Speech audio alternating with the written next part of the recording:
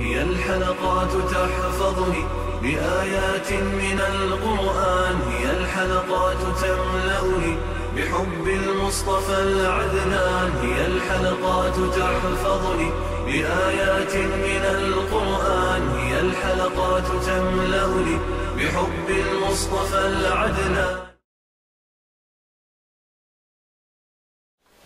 أعوذ بالله من الشيطان الرجيم. بسم الله الرحمن الرحيم. الحمد لله رب العالمين، والصلاة والسلام على أشرف المرسلين سيدنا وسيد العالمين محمد وعلى آله وأصحابه أجمعين. وبعد, иншаллах рахман, продолжаем рассказывать о похоронных обрядах в исламе. Сегодня, иншаллах рахман, расскажем о обязательных действиях, которые необходимо совершить по отношению к покойному, к умершему. В первую очередь необходимо знать, что по отношению к умершему у остального общества в целом фардуль кифаятом является, то есть общественной обязанностью является исполнение 4 обрядов, как минимум. Первое – это обмывание покойного, второе – заворачивание его в саван, третье – это совершение за него джаназа намаза, за упокойные молитвы, и четвертое – захоронение умершего. Это является общественной, как мы сказали, обязанностью. Если кто-либо из этого населенного пункта, из этого общества, если кто-либо из мусульман совершил эти действия, то с остальных это фарз снимается. А если же никто из этого общества в данном населенном пункте, если никто не исполнил эти обряды, то все это общество, каждый мусульман, полноценный, достигший совершеннолетия мусульманин, попадает под грех, если не имел какой-то уважительной причины на это. Нужно стараться вот эти 4 действия по отношению к умершему как можно быстрее провести. И это все является обязанностью по отношению ко всем мусульманам, будь это женщина, мужчина, ребенок и так далее. По отношению ко всем, к ним вот эти 4 действия должны применяться. Все перечисленное выше является фарзом по отношению ко всем, к женщинам, к мужчинам, как мы сказали, кроме некоторых категорий людей, такие как шахиды и выкидыши. Все эти 4 обряда, которые мы обязаны исполнить по отношению к умершему, все это является обязанностью, а что сверх этого, это является либо суннатом, либо желательными какими-то действиями, либо является из традиций или обычаев данного населенного пункта, данного народа. Если вот эти традиции или обычаи этого народа, если не противоречат шариату, то они допустимы, а если же в них содержится то, что противоречит шариату, то их не обязательно исполнять, то есть их нельзя исполнять.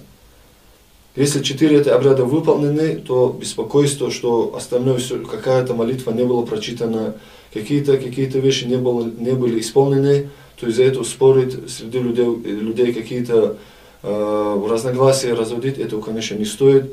Иногда видно, бывают такие моменты, что люди между собой спорят, какие-то пререкания бывают, какие-то споры бывают по поводу таких второстепенных или третьестепенных таких вопросов, в шариате, насчет которых сказано и так дозволено, и по-другому дозволено, даны 2 или 3 выхода. Из-за таких вещей спорить, оспаривать чужое мнение, другого человека мнение не стоит. Вот если 4 это обряда фарза, которые являются фарзами, если исполнены, альхамдулилля, будем шукру делать, что по отношению к умершему мы свои обязанности выполнили. По отношению же к шахидам, как мы говорили, и к нему уже являются только 2 обязанности. Его шахида не моют, шахида его только заворачивают в саван, и в той же одежде, в которой он был убит, это тоже может своего рода служить ему саваном и хоронить его. Его не моют и над ним не совершают джаназа намаз. Также и зими это человек, христианин или иудей, который находится под покровительством мусульман в мусульманском обществе, халифате, то над ним тоже совершаются вот эти 2 действия. То есть его заворачивают в саван и хоронят. А над ним не совершают джаназа намаз и также его не моют, этого христианина или этого неверующего тоже. Над шахидом, как мы сказали, джаназа намаз не совершается, тем более, конечно же, из-за того, что он перед Аллахом такую степень имеет, а над христианином или иудеем, который находится, зимиюн, это человек, который находится под покровительством мусульман, Над ним, конечно, он неверующий, над ним нельзя, конечно, намаз совершать, это, наверное, и так понятно. Что касается неверующего, то насчет того, чтобы мыть его, то это является, можно мыть, но не является обязанностью. Не обязательно обмывать его, но если кто-то обмыл, то запрета в этом нету. А намаз совершать, конечно же, как мы говорили, еще раз, это является харамом.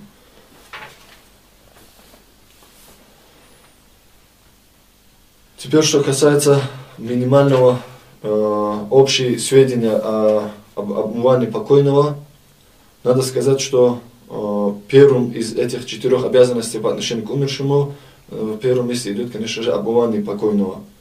И это является фарзом. Минимальным, самым необходимым минимумом по отношению к умершему является из обмывания, это является, чтобы вода протекала по всему телу, включая волосы, складки тела и так далее. То есть до всего покрова тела человека везде должна протекать вода, включая волосы и так далее, и так далее. Даже если какие-то есть складки, то под этими складками туда тоже необходимо доводить воду. Есть такой момент, если человек, мужчина умерший, который был не обрезан, и под крайней плотью полового органа мужчины, если то, что находится, вот это место тоже необходимо обязательно обмывать. Если не будет обмыта эта часть тела, то его уже обмывание полностью не получается, и не получается джаназа намаз, который над ним совершается. Также и женщина, половой орган женщины, когда присядет, то, что раскрывается, вот эту часть тоже необходимо обмыть при обмывании покойного. То есть в этом вопросе мы должны быть тоже осведомлены. Для чего? Для того, чтобы обмывание покойного получилось полноценным, правильным, и джаназа намаз последующим, который будем совершать, тоже чтобы получился правильным. Если же не получается доводить воду туда, где то, что находится под крайней плотью, значит, у человека, у мужчины, который не обрезан, то, значит, из-за этого должны совершить таяммум. Если на теле человека есть какая-то рана, которая все время кровоточит, или какие-то выделения идут, оттуда невозможно остановить, то моют этого умершего, и это место тоже моют, конечно, и закрывают какой-либо тряпочкой, тампоном, чем-либо, и закрывают чем-либо, бинтом заворачивают, и по-быстрому совершают над ним джаназа намаз. Если никак невозможно остановить кровь и так далее, если наджас уходит оттуда. Когда мы обмываем покойного, самый минимум необходимого того, что необходимо совершить в обмывании, про это будем говорить. Пока что говорим про это, необходимо, чтобы на теле не было изолятора, то есть того, что мешает соприкосновению воды с кожей. То есть будет это краска, грязь, там что-либо другое, сперва надо удалить вот это и потом совершать вот это обмывание. К этому относится также такой момент, когда под ногтями у человека, если находится грязь в таком виде, что не допускает воду до кожи. Вот настолько, если какая-то грязь под ногтями содержится, необходимо вот эти тонкие моменты тоже учитывать и удалять эту грязь оттуда из-под ногтей. Мы даже видели у старших людей, как они свой похоронный вот этот, то, что себе приготовили уже как бы вот саван, там мыло и так далее, свой пакетик приготовили уже, вот туда некоторые ставят с печеньки с заостренными концами. Вот чтобы легче было, удобнее было под ногтями вот эту грязь вычищать. Если туда вода не дойдет, опять-таки и обмывание неправильно получается, и соответственно джаназа намаз не получается. Вот поэтому на это тоже необходимо обратить внимание. Следует достоверному слову, следует обмывать также и утопленника. Если человек хоть утонул в воде, хоть из моря или из реки вытащили, то его должны тоже обмывать. По шафитскому мазхабу, мы рассматриваем эти вопросы по мазхабу имама Аш-Шафии, необходимо также обмывать ту часть или тот орган человека, который остался от него. Допустим, его хищные звери скушали или как-то куда-то как-то пропала часть его тела, осталась какая-то часть всего лишь тела сохранилась или один орган. Вот то, что осталось, это тоже по шариату должны обмывать, и над ним совершается джаназа намаз. Если человек был на хаджи, то есть вступил в обряды хаджа или умры, то по мазхабу имама Аш-Шафии, не дозволяется при этом использовать приятные запахи. То есть мыло душистое и так далее, такие вещи, когда обмываем покойного, нельзя использовать. Также нельзя укрывать его голову саваном. То есть символизирует то, что он находился на хаджи, а вот живой, когда на хаджи бывает, ему тоже вот эти действия запретны. Следующий момент, если человек был в состоянии джунуба, то есть в ритуальном осквернении, то есть это тогда, когда человеку необходимо совершить полное омовение своего тела, когда живой был, он был в состоянии джунуба, и в таком состоянии умер человек, то один раз то, что мы его обмываем, полностью всего тела, туда входит вот это, оба вот эти обмывания, туда входит то, что после смерти положено, и то, что от джунуба положено. Одним обмыванием вот это оба удаляются. Желательно тот человек, который совершает это обмывание покойного, чтобы он сам был в полном омовении, также и в частичном малом омовении, то есть аль-вуду и гусуль, чтобы у него оба были у того человека, который сам совершает обмывание покойному. Но это не является условием, это не является обязанностью, но если он будет в таком состоянии, это, конечно, считается лучше, ценнее. И также бытует такое мнение, что в некоторые части, в некоторых обществах, в некоторых селах, что человек, который обмыл покойного, что ему необходимо является обязанностью, чтобы он сам тоже искупался.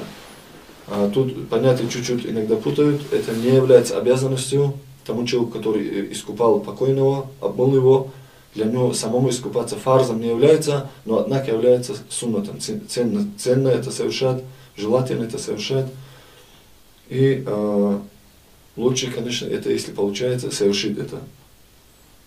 Также следующим моментом, который иногда бытует среди людей, бытует такое мнение, в воду или в ведро, в сосуд, в котором нагревают эту воду или приносят эту воду, чтобы обмыть покойного, какие-то палочки, что-то туда кидают, как бы считают это как-то обязанностью. Такого тоже в шариатских книгах мы не видели.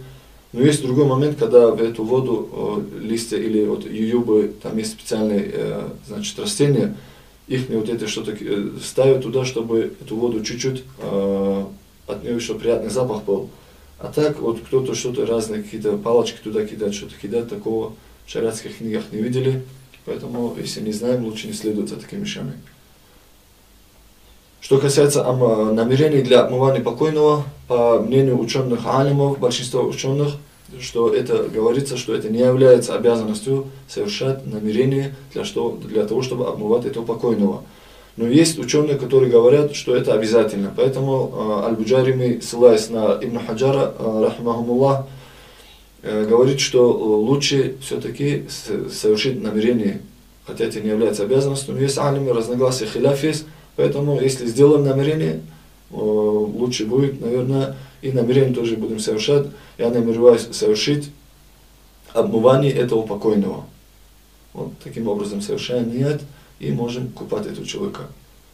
Но есть еще один такой момент, когда мы знаем, что желательно также, кроме полного обмывания покойного, желательно также совершить и малое частичное омовение, улу, то при этом, если мы намереваемся делать вот это малое омовение покойному, то в это время совершать ният уже является обязанностью.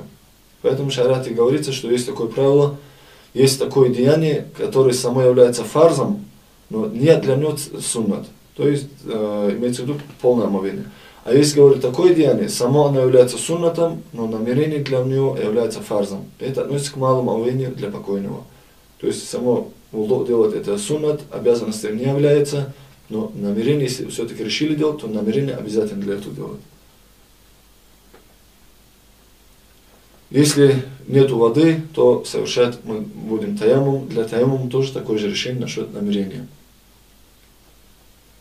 Итак, если сказать коротко, минимум того, что нам необходимо мусульманам знать, дорогие братья и сестры, это очень важный момент, когда мы говорим, чтобы мы обмыли своего покойного родственника и так далее. Многие ссылаются, я этой молитвы не знаю, я там этого не знаю, как я смогу обмыть покойного, я там чего-то не знаю.